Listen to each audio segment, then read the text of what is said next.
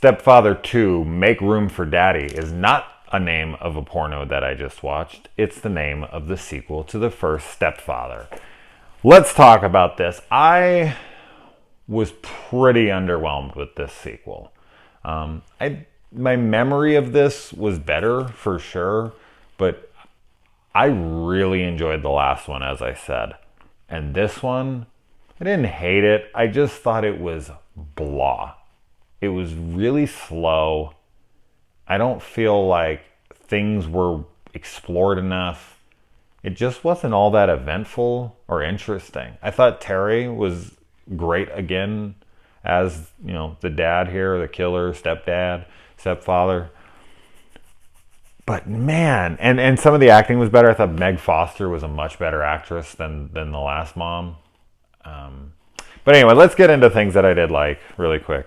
I do like that it takes the first one into account, and we see him in jail, and we see that he's got a scar where he was stabbed, and he breaks out. If you ever try to break down any logic of this stuff, it's like, how did he go buy a house?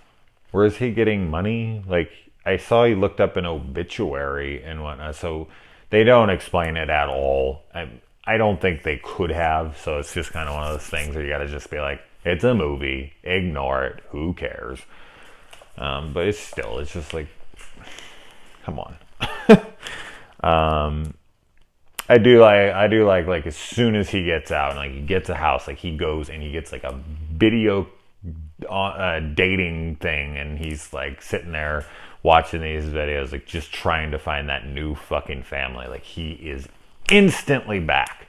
As soon as he gets a house, as he is ready to get back into it, he gotta find that perfect family.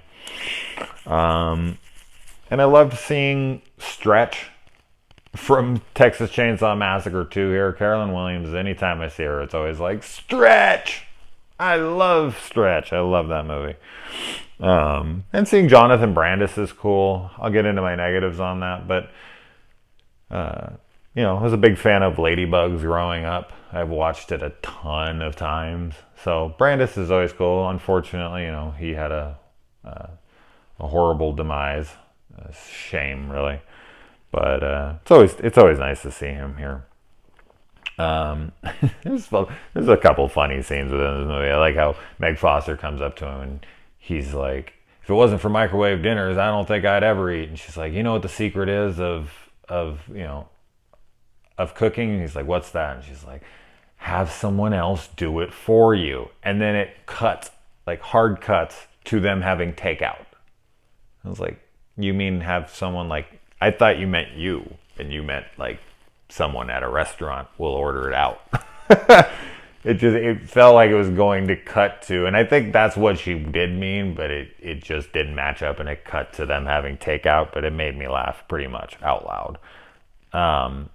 And I liked that we had like a nosy friend in this one, and I liked that we got to see him courting her, trying to win her over, because in the first one we just see him with a dead family in the beginning, and then he's already it's a year later and he's already with this girl, so we didn't get to see his dating process. Now, even though we did see that, I just didn't feel like it was done very well. I was very bored by it. I didn't see much in their relationship. I didn't feel any connection between them. I don't know.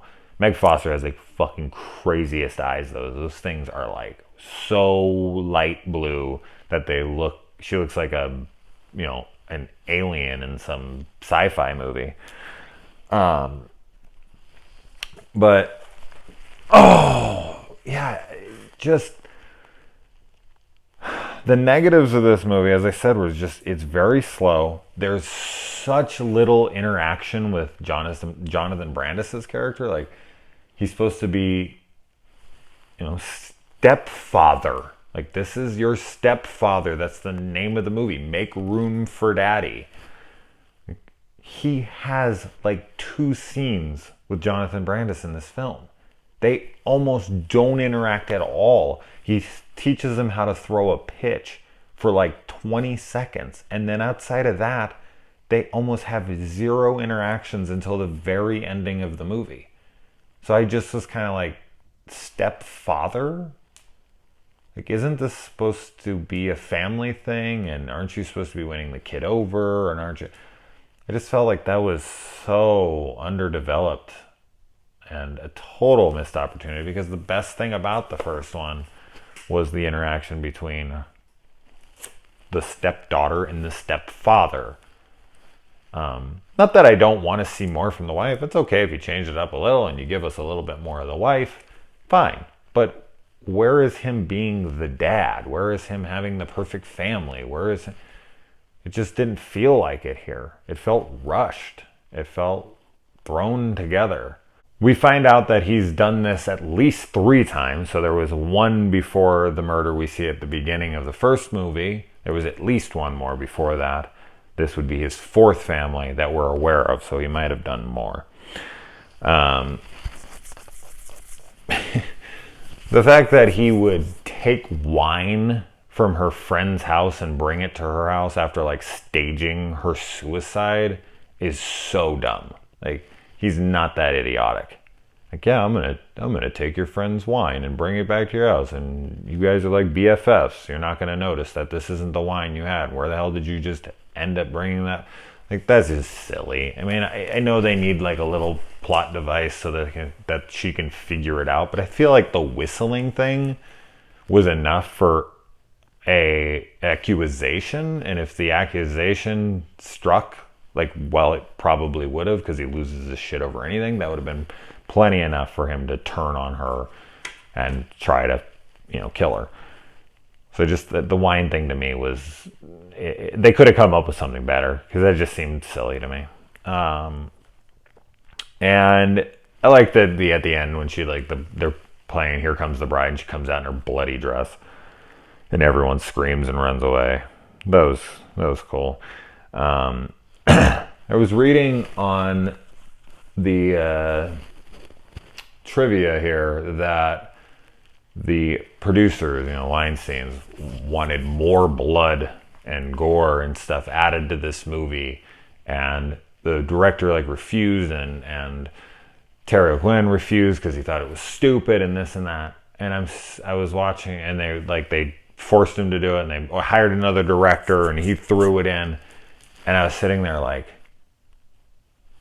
where the fuck is the blood? Did I get the cut version before they added? I mean, he only kills 2 people in this movie, and it's like, well, I guess 4. You get the 2 people at the beginning. I guess I forgot about them. There's no gore. There's some blood that sprays on a lamp. I don't know what they added here. So, added?